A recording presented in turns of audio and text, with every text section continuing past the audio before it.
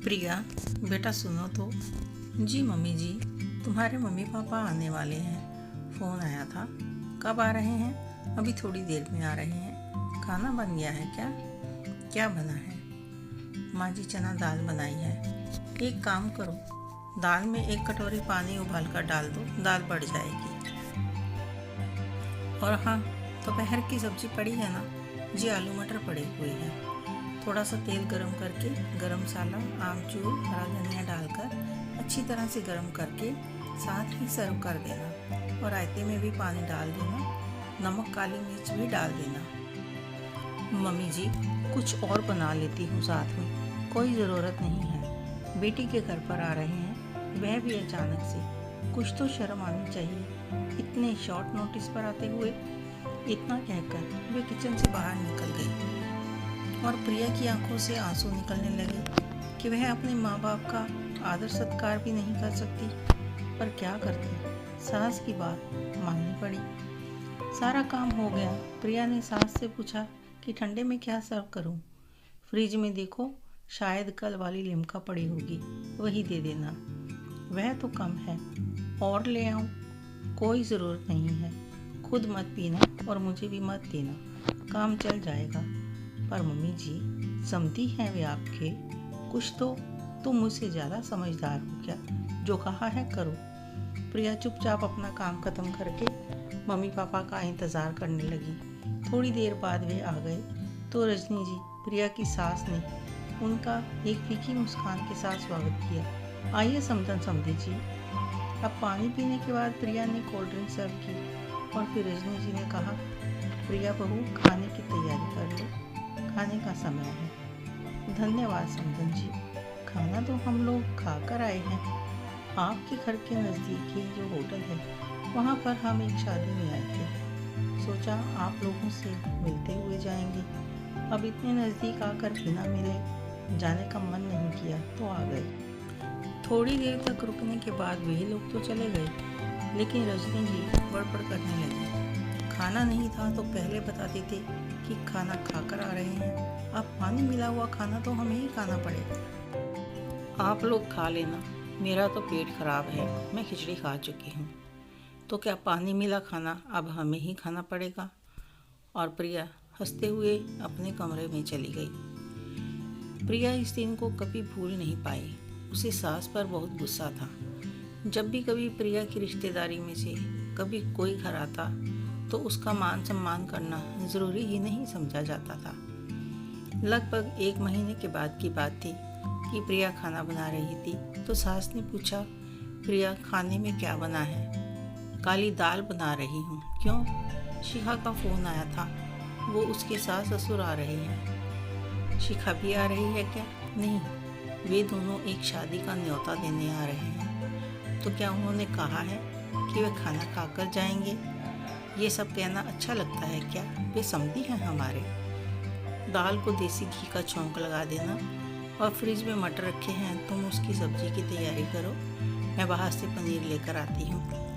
और रायता बना लेना और कुछ मीठा ले लूँगी और ठंडा भी ले आऊँगी।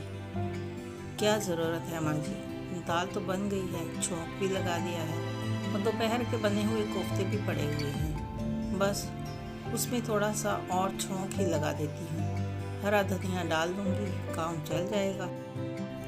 दिमाग ठीक है तुम्हारा? शिखा मेरी बेटी है और उसके ससुराल वालों का मान सम्मान करना हमारा फ़र्ज़ बनता है, वरना शिखा को बातें सुननी पड़ सकती हैं। इसलिए उनकी खातिरदारी अच्छी तरह से होनी चाहिए, समझी? क्यों माँ जी, शिखा के सास ससुर की खातिरदारी ज़रूरी है और आपके बेटे के ससुराल वालों की खातिरदारी ज़रूरी नहीं? आप ऐसा भेदभाव कैसे कर सकती हैं? इनके सास ससुर आए कोई ज़्यादा समय नहीं बीता है। तुम कहना क्या चाहती हो? साफ साफ कहो, तुम्हारा क्या मतलब है कहने का? आप खुद ही सोचिए कि 1 महीना पहले क्या हुआ था। यह कहकर प्रिया अपने कमरे में चली गई। रजनी जी सोचने पर विवश हो गई कि जब प्रिया के माँ पापा आए थे तो उन्होंने क्या किया था। दाल में पानी, रायते में पानी, बासी सब्जी और 1 दिन पहले की खुली हुई कोल्ड ड्रिंक, सब याद आ गया। वह सोचने पर मजबूर हो गई कि बात तो सही है, कि जब मेरी बेटी के ससुराल से कोई आए तो हम उनके मान सम्मान में कोई कसर नहीं छोड़ते और जाते हुए भी उन्हें खाली हाथ नहीं जाने देते। और जब बहू के मायके से कोई आता है तो हम ये क्यों नहीं सोचते कि वे मेरे बेटे के ससुराल वाले हैं। सचमुच मैंने भेदभाव तो किया है, मैंने बहू का दिल दुखाया है, कितनी ही बार मुझे याद नहीं है। मुझे अपनी गलती सुधार लेनी चाहिए, वरना मेरी बहू भी वही करेगी जो अब तक मैं करती आई हूँ। वैसे भी मेरी बेटी को हमेशा तो यही तो पूछेगी, मैं कब तक बैठी रहूँगी। बहू, मुझे माफ़ कर देना बेटा, आज के बाद मैं तुम्हें कभी शिकायत का मौका नहीं दूँगी। मेरे लिए मेरा बेटा और मेरी बेटी दोनों एक समान हैं। दोनों के ससुराल वालों को एक बराबर ही समझूंगी। माँ जी, माफ़ी मत मांगिए। मैं मानती हूँ कि आप अपनी समधियों की खातिरदारी में कोई कसर नहीं रखना चाहते, लेकिन मेरे माँ बाप भी आपके समधी ही तो हैं। लेकिन अगर आप भेदभाव करके चलेंगे तो आपके बेटे आपके बारे में क्या सोचेंगे? कहेंगे तो कुछ नहीं, लेकिन उनके मन में भी भेदभाव आएगा कि शिखा के ससुराल और उनके ससुराल में क्या फ़र्क है। मुझे भी तो यह देखकर दुख होता है। मैं वादा करती हूँ कि आज के बाद ऐसा कुछ नहीं होगा। आज शिखा के ससुराल वालों की जैसी भी खातिरदारी करनी हो करो, मैं कुछ भी नहीं कहूँगी। माँ जी, शिखा मेरी ननद है और मैं उससे बहुत प्यार करती हूँ और मेरे होते हुए उसे कभी भी अपने ससुराल में शर्मिंदा नहीं होना पड़ेगा। लेकिन ये भी नहीं चाहूँगी कि मुझे मेरे मायके में शर्मिंदा होना पड़े और आपके बेटे को अपने ससुराल जाने में बेइज्जती महसूस हो।